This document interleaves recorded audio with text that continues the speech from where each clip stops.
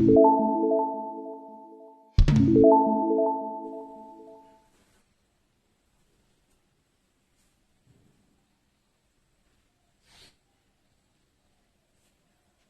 आज हम लोग कर रहे हैं आईपीएससी ऑफ कोऑर्डिनेशन कंपाउंड। ठीक है, आईपीएससी हम लोगों ने इससे पहले जो आईपीएससी की थी यानी 10th की, उसमें हम लोगों ने ऑर्गेनिक कंपाउंड का नॉमेनक्लेचर किया था। आज डिफरेंट क्या है, आज कोऑर्डिनेशन कंपाउंड है।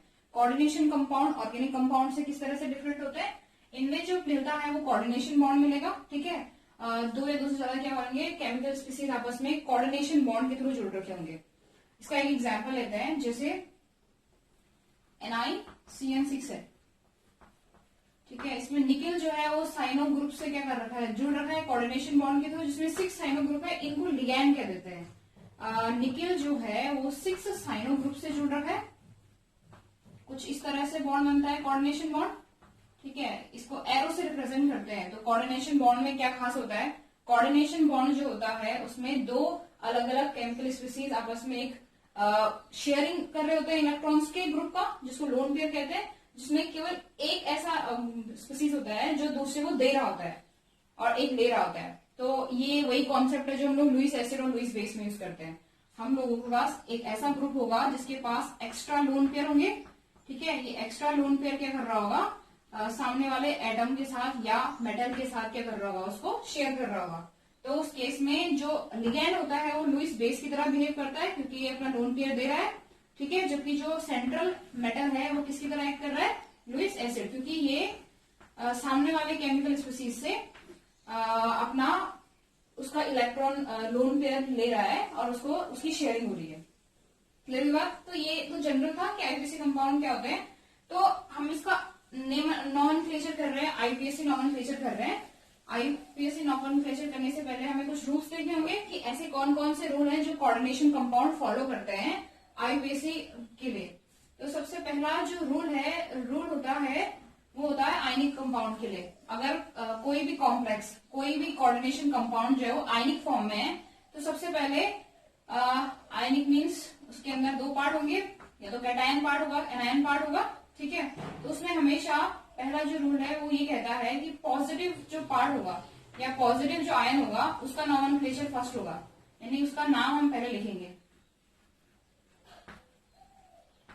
ठीक है, एंड आफ्टर दैट हम लोग क्या करेंगे, आफ्टर देन निगेटिव पार्ट, उसके बाद निगेटिव पार्ट का नॉमेनक्लेचर होता है। यानी कोऑर्डिनेशन कंपाउंड में अगर हमारे पास एक कॉम्प्लेक्स दिया है जिसके पास दो पार्ट हैं, जिसमें पहला पॉजिटिव पार्ट, जिसमें पॉजिटिव और निगेटिव दोनों पार्ट हैं, तो पहला नॉमेनक्लेचर हमेशा पॉजिटिव का होगा, देन निगेटिव पार्ट का होगा, एंड व्हाटएवर इट इज। जैसे हमारे पास ये कोई कॉम्प्लेक्स है, ठीक है, इसमें पॉजिटिव निगेटिव देखना कैसा होता है, इसको डिसॉल्व कर दो। ठीक है, वाटर या किसी भी अदर मीडियम में डिसॉल्व करेंगे तो क्या होता है, कोऑर्डिनेशन कंपाउंड जो होता है वो कोऑर्डिनेशन स्क्वायर कभी नहीं टूटता, उसके जो बाहर के आयन होते हैं वो अलग हो जाएंगे। तो कैसे टूटता है, 3K प्लस FeH2O का होल 6 और इस पे क्या आएगा -3। ठीक है, तो दिख रहा है इसमें पॉजिटिव पार्ट ये है और देन ये निगेटिव पार्ट है, तो पहले इसका नाम आएगा और फिर इसका नाम आएगा। ये पहला रूल कहता है। ठीक है, कि पहला पॉजिटिव पार्ट आएगा, देन क्या आएगा, निगेटिव। सेकेंड जो रूल है, सेकेंड रूल है कोऑर्डिनेशन स्क्वायर के लिए, कि अगर हमारे पास एक कोऑर्डिनेशन स्क्वायर दिया है तो इसका नॉमेनक्लेचर कैसा होता है। तो कोऑर्डिनेशन स्क्वायर के अंदर दो चीजें मिलती है, एक मिलता है सेंट्रल मेटल एटम और दूसरे क्या होते हैं, लिगैंड, यानी जो अदर स्पीसीज होते हैं। जैसे हमने अभी लिखा था, हमने FeH2O का होल 6, इसी की बात करते हैं। तो अगर कोऑर्डिनेशन स्क्वायर है तो सबसे पहले हम लोग क्या करते हैं, लिगैंड का नाम लिखते हैं, देन सेंट्रल एटम का नाम आता है। ठीक है, first ligand name, then central metal.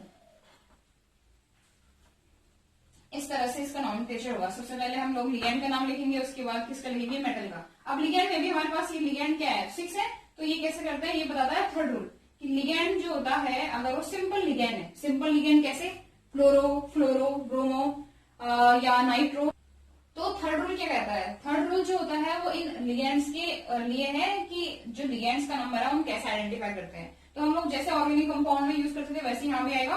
कि जो सिंपल लिगेंड होंगे, सिंपल लिगेंड यानी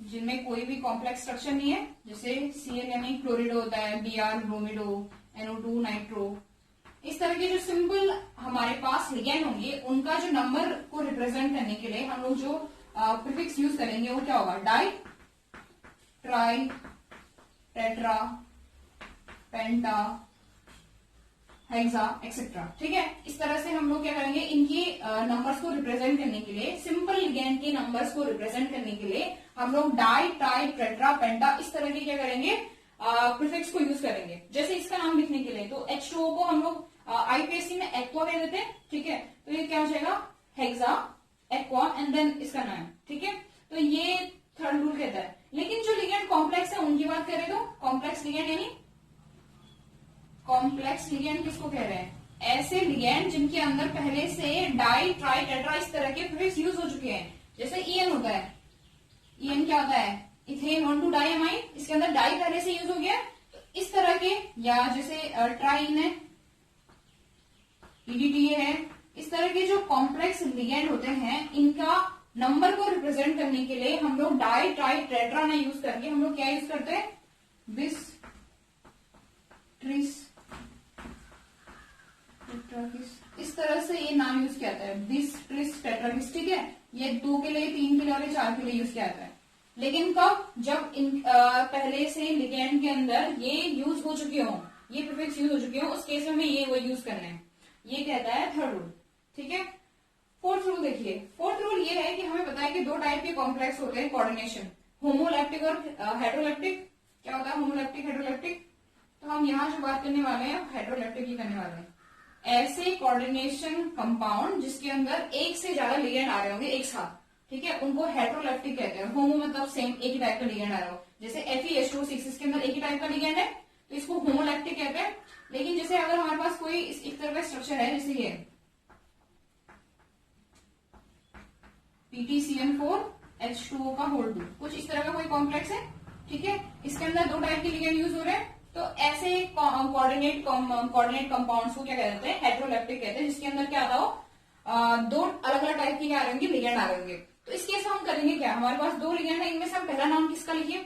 इस चीज के लिए रूल दिया गया कि हमेशा हमें लिगेंड जो है उनका चार्ज के हिसाब से उनको क्या नहीं करना है, डिवाइड नहीं करना है। 3 टाइप के लिगेंड होते हैं, निगेटिव, न्यूट्रल, पॉजिटिव। ठीक है, उसके हिसाब से उसका आईपीएससी से कोई कनेक्शन नहीं है।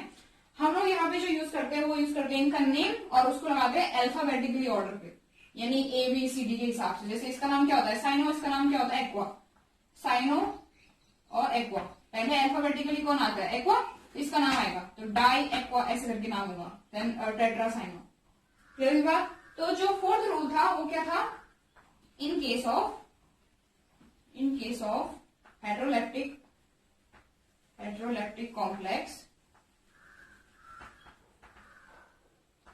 Complex ligand named after their alphabetical order, ये ध्यान रखना है, alphabetical order। ठीक है, क्लियर हुआ। फोर्थ क्या था, हेटेरोलैप्टिक कंपाउंड की बात की गई है। और क्या बात की गई है कि अगर हमारे पास हेटेरोलैप्टिक कोई कंपाउंड है, तो अगर हमारे पास 2 या 2 लिगेंड उसके अंदर हैं, तो उनको हमें अल्फाबेटिकली ऑर्डर पे लगाना है आईपीएससी नाम के दौरान। मतलब कि अगर पहले A आ रहा है, देन जैसे A और C था, तो इसमें हम पहले एक्वा को लिखेंगे, उसके बाद किसको लिखेंगे, साइनो को। ये चीज हमें ध्यान रखनी है। ये 4 रूल हो गए। ठीक है, फिफ्थ रूल जो है वो एनायनिक कॉम्प्लेक्स के लिए। ठीक है, ऐसे कॉम्प्लेक्स जो क्या होते हैं, एनायनिक होते हैं। एनायनिक मतलब जिनपे निगेटिव चार्ज होता है। तो कई बार तो हमें पहले एक चीज क्लियर ही नहीं होती कि वो निगेटिव कैसे दिख रहे हैं, क्योंकि ज्यादातर जो कॉम्प्लेक्स होते हैं वो न्यूट्रल दिखाई देते हैं, क्योंकि उनके बाहर से उनको बैलेंस करने के लिए क्या होता है, आयन पहले से लगा होता है। ठीक है, तो सबसे जो फिफ्थ रूल है वो किसके लिए, एनायनिक कॉम्प्लेक्स के लिए। एनायनिक कॉम्प्लेक्स के लिए हम इसको आइडेंटिफाई कैसे करेंगे कि एनायनिक कॉम्प्लेक्स है। तो जनरली तो क्या होता है कि हमें कोऑर्डिनेशन स्क्वायर के ऊपर से क्या मिलेगा, निगेटिव चार्ज मिलेगा, तो हम पहचान जाएंगे। ठीक है, पर अगर ऐसा नहीं है, अगर हमें कोई कॉम्प्लेक्स न्यूट्रल दिख रहा है तो हम पता कैसे करेंगे निगेटिव है, तो सिंपल होता है वही जो हमने स्टार्टिंग में किया था, हम उसको डिसॉल्व कंडीशन में डालते हैं। अगर उसके बाद उसमें निगेटिव आयन आ जाए तो एनायनिक कॉम्प्लेक्स होगा। जैसे हमने K2 PT Cl4 लिया है, ठीक है, इस पे अभी राइट नाउ ये न्यूट्रल दिख रहा है। अगर मैंने इसको डिसॉल्व कंडीशन में डाला तो क्या हो जाएगा, 2K प्लस बनेगा, ये बाहर हो जाएगा क्योंकि कोऑर्डिनेशन स्फीयर के बाहर है, और क्या बन जाएगा PtCl4, इस पे क्या आ जाएगा 2 माइनस। तो ये कॉम्प्लेक्स कैसा है इस टाइम पे, ये कैसा है निगेटिव है, तो निगेटिव को क्या कहेंगे एनायनिक कॉम्प्लेक्स कहेंगे, या हमें जनरली इस तरह से दिख रहा होगा निगेटिव, ठीक है। एक और कॉम्प्लेक्स होता है जो निगेटिव होता है, जब हम लोग डबल कोऑर्डिनेशन स्फीयर कॉम्प्लेक्स पढ़ेंगे, जिनके पास कुछ इस तरह से दो होते हैं, ठीक है। तो इसका एक एग्जांपल जैसे मैं दे देती हूँ, सिल्वर का है जैसे Ag NH3 ऐसे Ag CN2, ठीक है। ये एक ही कंपाउंड है, दो नहीं है, एक ही है, ठीक है। तो उस केस में जब दो कोऑर्डिनेशन स्फीयर एक साथ होते हैं तो एक क्या होता है पॉजिटिव और दूसरे क्या होता है निगेटिव, यानी उस केस में ये वाला जो स्फीयर होगा वो निगेटिव एनायनिक कॉम्प्लेक्स होगा, और ये क्या वाला होगा पॉजिटिव होगा। जब ये दोनों एक साथ आए तो हमें पता चल चुका है कि एनायनिक कॉम्प्लेक्स कैसे पता करना है, या तो ये होगा जिसमें पहले से निगेटिव चार्ज है, या फिर कौन सा होगा ये जिसमें बाहर से क्या दे रखा होगा पॉजिटिव, कोई पॉजिटिव आयन जोड़ रखा होगा, या जब हमारे पास दो कोऑर्डिनेशन स्फीयर वाले कंपाउंड होंगे जिसमें एक पॉजिटिव होगा एक कैटायनिक होगा दूसरा क्या जाएगा एनायनिक, ये एनायनिक कॉम्प्लेक्स होते हैं। अब एनायनिक कॉम्प्लेक्स में क्या खास होता है, एनायनिक कॉम्प्लेक्स में खास ये होता है कि इसमें जब मेटल का नाम हम लेंगे, मेटल का नाम लिखेंगे तो उसके पीछे से 8 ग्रुप जुड़ जाएगा इन एनायनिक कॉम्प्लेक्स, ठीक है। मेटल नेम एंड विद 8, कैसे, जैसे हमने नाम लिखना था कॉपर का, तो कॉपर का नाम सिंपल कॉपर ही आएगा, लेकिन इसके केस में हो जाएगा क्यूपरेट, ठीक है। और कुछ अलग भी मिलेंगे, जैसे हम Fe का नाम लिख रहे हैं तो इसका नाम क्या हो जाता है फेरेट, अगर हम Ag का नाम लिख रहे हैं तो उसका नाम क्या हो जाएगा आर्जिनेट। ऐसे ही अगर हम CrNA क्रोमियम तो इसका नाम क्या हो जाता है यहाँ क्रोमेट। ये इस चीज का हमें ध्यान देना है कि अगर कोई भी कॉम्प्लेक्स जो एनायनिक कॉम्प्लेक्स होगा उसमें जो सेंट्रल मेटल का नाम आएगा वो एंड होगा किससे 8 वर्ड से, ATE8। तो जैसे मैंने डबल वाला लिखा था Ag NH3 का 2 AgCN का 2, ये हमने भी लिखा था जिसमें हमने कहा था एक कैटायनिक है और एक क्या है एनायनिक है, तो इसका नाम तो सिंपल आएगा, जैसे होता ही है, क्या जाएगा इसका नाम डाइएमाइन सिल्वर, ठीक है, ये सीधा आएगा, ठीक है, एक ही लाइन में। अब इसका नाम ऐसे जाएगा, क्या हो जाएगा इसका डाई साइनो, क्या होता है इसका नाम Ag का आर्जिनेट,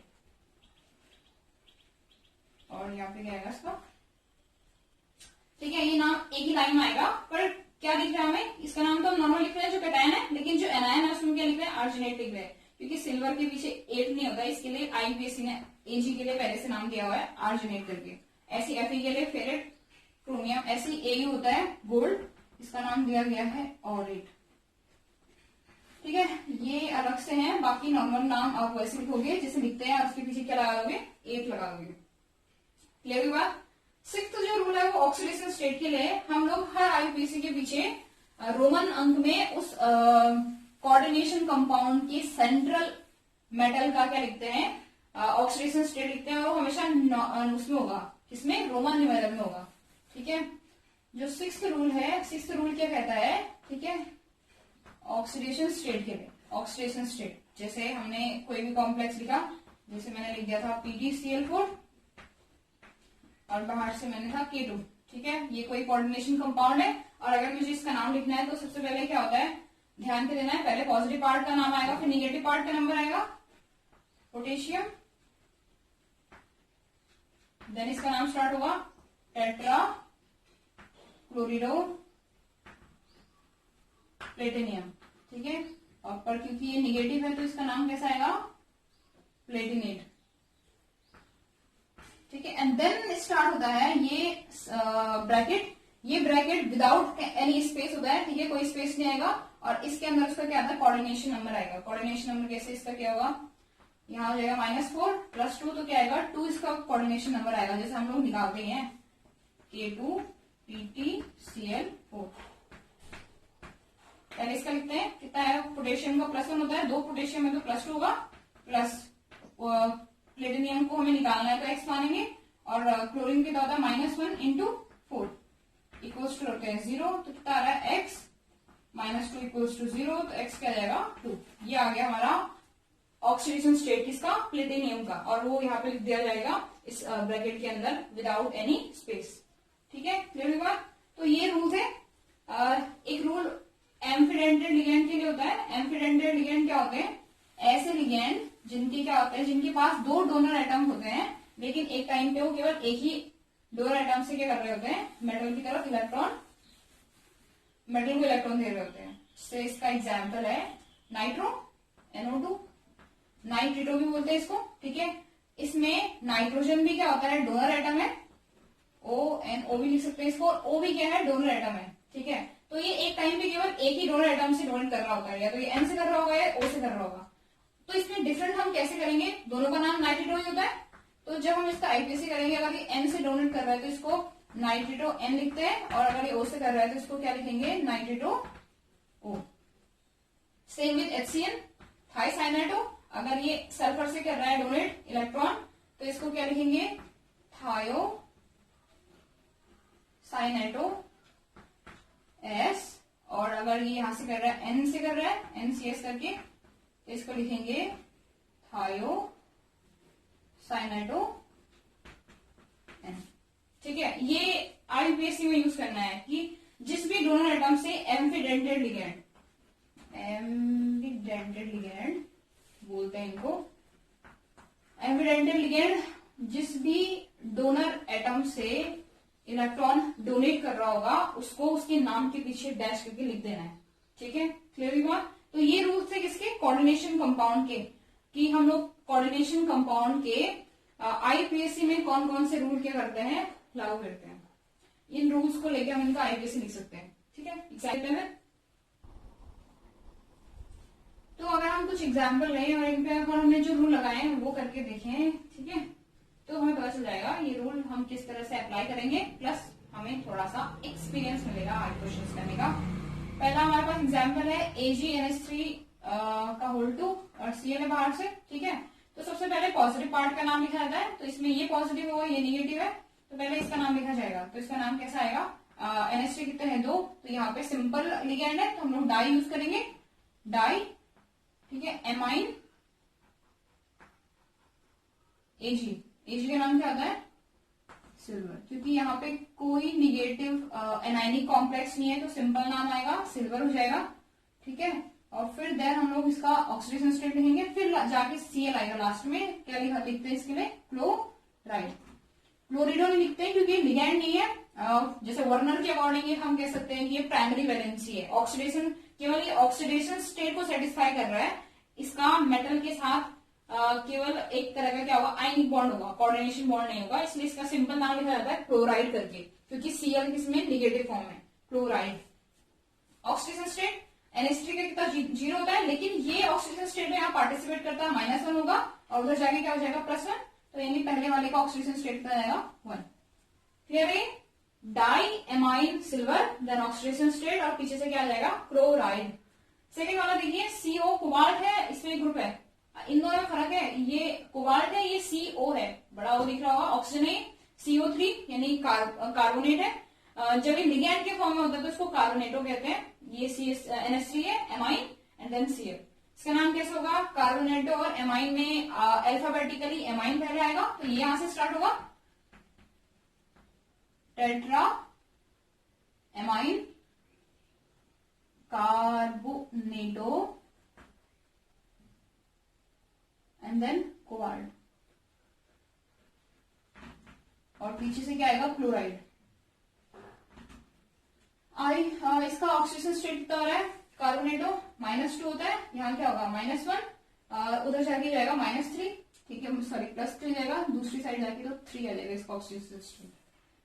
क्लियर है, tetra ammine carbonato cobalt, then oxidation state, और पीछे से क्या आएगा, क्लोराइड, क्लोराइड आएगा, इन लिख रहा है भाई, क्लोराइड आएगा, ठीक है। नेक्स्ट वाले में अब यहाँ देखिए, ये आगे पॉजिटिव पार्ट है तो ये नेगेटिव पार्ट होगा, यानी हमारे पास एनाइनिक कॉम्प्लेक्स आया है। K4 जो होता है, इसको नंबर से कोई कनेक्शन नहीं है, हम इसका सिंपल नाम लिखते हैं, जैसे इसमें Cl है, चाहे ये Cl2 होता तब भी इसका नाम क्लोराइड ही आएगा, क्योंकि हमें यहाँ पे जो बाहर के आयन होते हैं इनका नंबर, कितना नंबर है वो रिप्रेजेंट करना नहीं होता। आईपीएससी में केवल कोऑर्डिनेशन पेयर का नाम अच्छे से लिखना है, ठीक है। हाँ, आईपीएससी में हम लोग कोऑर्डिनेशन कंपाउंड की बात कर रहे हैं, बाहर के आयंस का, क्योंकि बाहर के आयंस का काम केवल क्या होता है, ऑक्सीजन स्टेट को बैलेंस करना है, तो उसको सिंपल नाम से लिखा जाता है, नंबर से उसका कोई वो नहीं होता। क्या आएगा, पोटेशियम, फिर क्या आएगा, हेक्सा साइनो, या इसको कई बार साइनेटो भी लिखा रहता है, साइनो फेरिट, क्योंकि हमारे पास ये कैसा कॉम्प्लेक्स है, एनायनिक कॉम्प्लेक्स है, एनायनिक कॉम्प्लेक्स है, ठीक है। तो एनायनिक कॉम्प्लेक्स में क्या होता है, पीछे से मेटल के नाम के पीछे क्या आता है, ATE, एट जुड़ता है, एट, ठीक है। और इसका ऑक्सीजन स्टेट कितना होगा, क्योंकि CN-1 होता है, निगेटिव लिगेंड है, तो -6 और 4 कितना जाएगा, 2, तो हमारे पास ऑक्सीडेशन स्टेट कितना जाएगा, इसका 2।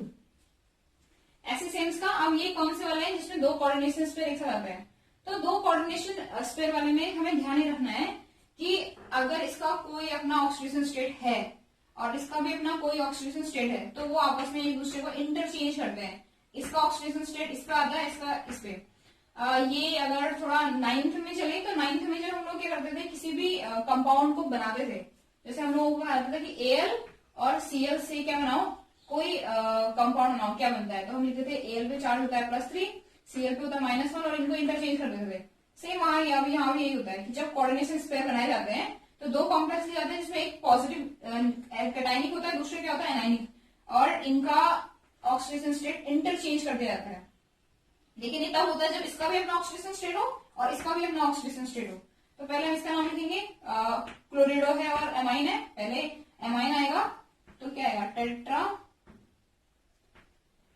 टेट्रा एमाइन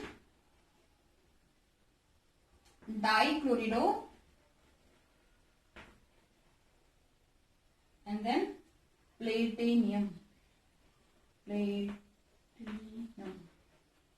then इसका ऑक्सीडेशन स्टेट ये सीधी लाइन में आएगा, ठीक है। उसके बाद इसका नाम आता है टेट्रा क्लोरिडो प्लेटिनेट, प्लेटिनेट क्यों, क्योंकि ये निगेटिव एनायनिक कॉम्प्लेक्स है, एंड देन इसका ऑक्सीडेशन स्टेट। तो ऑक्सीडेशन स्टेट इसका आगे वाले के पास जाएगा, इसका इधर जाएगा, इसका कितना होगा, -2, यानी पीटी का होगा +2, और इधर क्या होगा, +4, तो +4 इसके पास जाएगा, +2 इसके पास जाएगा, ठीक है। यहाँ आ जाएगा 4 और यहाँ आ जाएगा 2, क्लियर बात, ठीक है। इसका हमने कैसे नाम लिखा, पहले जैसे नॉर्मल नाम लिखते हैं, पहले इसका नाम लिखेंगे, देन ऑक्सीडेशन स्टेट, देन इसका नाम, फिर oxidation state, without any space, ठीक है। और करना क्या होता है, जो पहले वाले कोऑर्डिनेशन स्पेयर का ऑक्सीडेशन स्टेट होता है वो इंटरचेंज होता है किसके साथ, दूसरे वाले के साथ, सेम इसके साथ, क्लियर बात। और क्यों होता है वो मैं समझा चुकी हूँ, ठीक है, क्योंकि हम लोग क्या करते हैं, कंपोजिशन बनाते टाइम पे एनायनिक और कैटायन के ऑक्सीडेशन स्टेट को क्या करते हैं, क्रॉस करते हैं। अब बात करते हैं इसकी, इसमें क्या है, ये भी सेम वही है, डबल कोऑर्डिनेशन स्पेयर वाला, लेकिन यहाँ पे पहले वाले में ऑक्सीडेशन स्टेट 0 होता है और दूसरे वाले में कितना आ रहा है, 4 आ रहा है। देखो NH3 क्या है, न्यूट्रल लिगेंड होता है, 4 है तो 0 ही आएगा। यहाँ Cl क्या है, -1 इसका होता है, चार्ज होता है, तो इसका 4 आएगा, +4। इस केस में हम लोग क्या करते हैं, ऑक्सीडेशन स्टेट को इक्वली डिवाइड करते हैं, ठीक है। जब हमारे पास डबल कोऑर्डिनेशन वाला कोई कंपाउंड हो और उसमें से एक का कोऑर्डिनेशन जो ऑक्सीडेशन स्टेट आ रहा हो 0 हो, तो उस केस में हमें दूसरे वाले की ऑक्सीडेशन स्टेट को क्या कर देना होता है, इक्वली डिवाइड कर देना होता है, ठीक है। तो इसका नाम कैसा आएगा फिर, टेट्रा एमाइन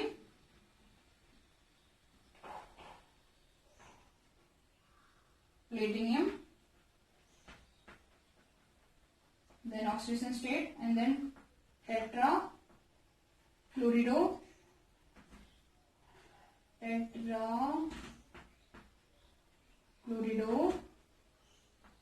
प्लेटिनेट, क्योंकि पीछे वाला एनायनिक होता है। और हमारे पास टोटल ऑक्सीडेशन स्टेट ओवरऑल कितना है, 4, इक्वली डिवाइड होगा तो 2 यहाँ रखेंगे और 2 यहाँ, ठीक है, ये चीज ध्यान देनी है, जब एक का ऑक्सीडेशन स्टेट 0 हो तब जाके ये वाला वैलिड होता है, इक्वली डिवाइड वाला। लेकिन अगर बराबर ना हो तो उस केस में हमें एक्सचेंज करना है। ठीक है, इसका नाम देखिए। अब इस तरह के कॉम्प्लेक्स में क्या करना है, जिसमें कोऑर्डिनेशन कोऑर्डिनेशन स्फीयर के बाहर से नंबर हो, तो हम लोग आईपीएससी में हमें उसका, क्योंकि ये 2 इसको बैलेंस करने के लिए लगा रखा होगा, क्योंकि जितना नेगेटिव चार्ज होगा उतना ही पॉजिटिव चार्ज होना चाहिए कोई भी कंपाउंड, तभी जाके बैलेंस होता है जब वो ओवरऑल न्यूट्रल होता है। लेकिन इसका आईपीएससी से कोई कनेक्शन नहीं है, आईपीएससी नेम जैसे लिखा जाता है वैसे लिखेगा, इस 2 से कोई कनेक्शन नहीं है। ठीक है, इसका नाम कैसे लिखते हैं हम लोग, पहले लिगेंड का नाम दें फिर मेटल का नाम, सेंट्रल मेटल का। तो क्या होगा इसका नाम, क्योंकि ये एथिलीन डाइअमाइन है जिसमें डाई पहले से यूज हो रहा है, तो इसमें हम लोग ट्रिस यूज करेंगे, tris ethylene 1,2 diamine, 1,2 diamine bracket बंद, देन इसका नाम आएगा कोबाल्ट, क्योंकि ये पॉजिटिव है इसका सिंपल नाम आएगा कोबाल्ट, इसका oxidation state and then sulphate. Sulphate की नंबर से भी हमें कुछ नहीं करना है। ठीक है, सल्फेट का नाम नॉर्मल आएगा और ये ऑक्सीडेशन स्टेट में पार्टिसिपेट करेगा। ऑक्सीडेशन स्टेट में कैसे पार्टिसिपेट करेगा, सल्फर का कितना होता है -2, 3 है तो कितना हो जाएगा 6। और हमारे पास यहाँ पे इस स्क्वायर का मतलब है हमारे पास 2 सेंट्रल मेटल है, लिगेंड से कोई फर्क नहीं पड़ेगा क्योंकि लिगेंड न्यूट्रल है, 0 होगा। पर ये जो -6 है ये 2 मेटल का है, तो एक का कितना हो जाएगा 3, तो यहाँ पे 3 हमारा क्या आएगा, सेंट्रल मेटल का ऑक्सीडेशन स्टेट आएगा। ठीक है, जो नंबर्स होते हैं, नंबर्स का कनेक्शन केवल ऑक्सीडेशन स्टेट से होता है जो कोऑर्डिनेशन स्फीयर के बाहर से है, चाहे वो किसी आयन का हो, चाहे वो खुद पूरे कोऑर्डिनेशन का ही हो, कोऑर्डिनेशन स्फीयर का ही हो। हमें नाम जो होता है केवल कोऑर्डिनेशन स्फीयर के अंदर जो है उनका लिखना होता है। क्लियर बात, ये सब इसको बैलेंस करने के लिए। तो हमारे पास 3 ऑक्सीडेशन स्टेट आया, कैसे, हमारे पास 2 मेटल है। ठीक है, 2 मेटल को बैलेंस कर रहा है कौन, -6, जो उधर जाके क्या हो जाएगा, -6 उधर जाके क्या होगा, +6 हो जाएगा ना। अच्छा, इसको एक और करके देखते हैं, एक मिनट।